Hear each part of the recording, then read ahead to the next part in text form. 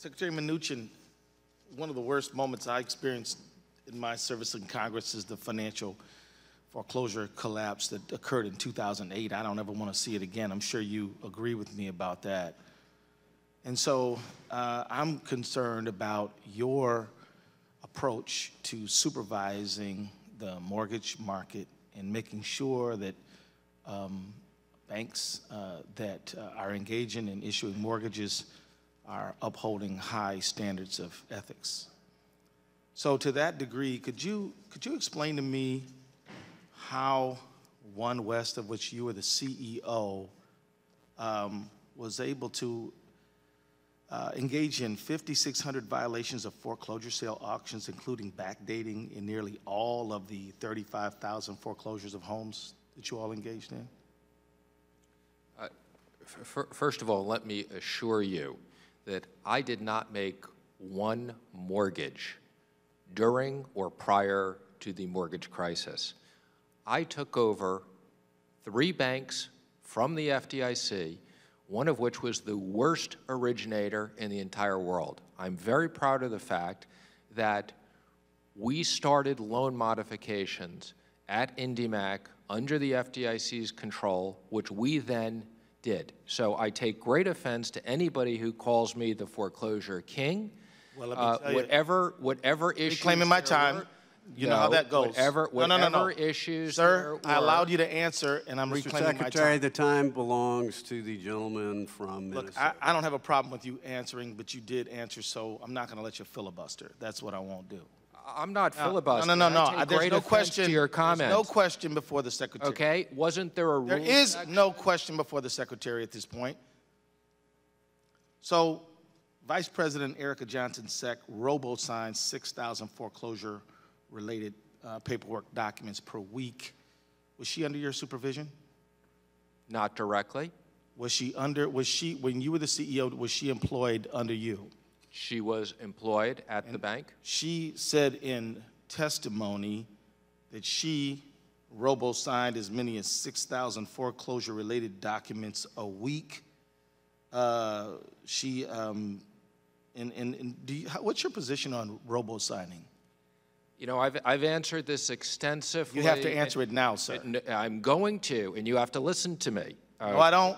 No, I don't have to listen to you. Okay, well. I asked you a direct question. I'd like an answer. Give me the direct question. If you're not going to listen to me. Are you willing to answer the question or not? Repeat your question. What is your position on robo-signing?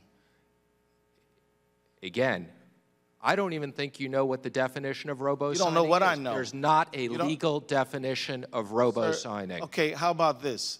Do you deny that under your supervision, robo-signing occurred at the firm that you were the CEO I have reported before and are you willing, there was not robo-signing, and I've said this under So you deny it, for the record. Thank you. For the record, I've denied it before. Right, and you're denying that, well, also for the record and under direct testimony, person under your supervision admitted to it. And for people watching, I'll just let you know, robo-signing is when you have when you're signing documents to get a loan to purchase a home, and you have to review the documents. You have an obligation to review them, and to just sign them as you are going through without reviewing them is not proper and is illegal because you're swearing that you've reviewed those documents. And under the Secretary's supervision, which he claims I don't know anything about robo-signing, that happened to a very severe degree while he was the CEO of One West. Here's another question for you, sir.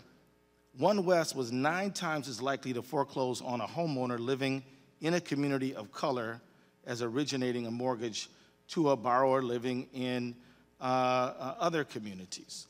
Are you concerned about the disproportionate number of people who found themselves in foreclosure at the hands of your company who were persons of color? Where are you at on making sure that there's an equal administration of justice for companies as they engage in foreclosure? Let me assure you that we upheld to the strictest amount the rules and regulations as was reviewed by the OCC, the Fed, and the Consumer Protection Bureau, and we did not and would not discriminate in any way. Well, we'll see. We'll Time see of the your gentleman question. has expired. The chair now. Parliamentary inquiry. For what purpose does the Mr. Chairman, ranking would you state your like- inquiry? Thank you. Would you like to give the secretary an opportunity to apologize to Mr. Ellison for Not a, for that assuming is that he's not too a stupid to proper know what parliamentary robocalls are? inquiry.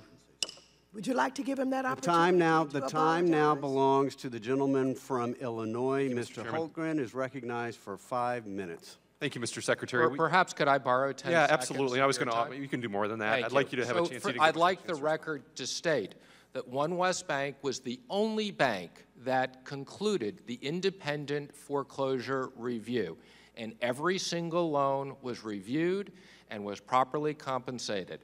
We were also, the only bank to have done all those loan modifications, and I take great offense in that anybody who calls me a foreclosure king or anything else. And Ranking Member, I've had the opportunity to talk about this with you many times before, and this is nothing new, and I'm very proud of One West's record, and I'm not apologizing to anybody because robo-signing is not a legal term, and I was being harassed. You're under oath. Thank you. The time does not belong to the ranking member. The time belongs to the gentleman from Illinois. The time belongs to the gentleman from Illinois. He may proceed. Thanks, Mr. Chairman. Thank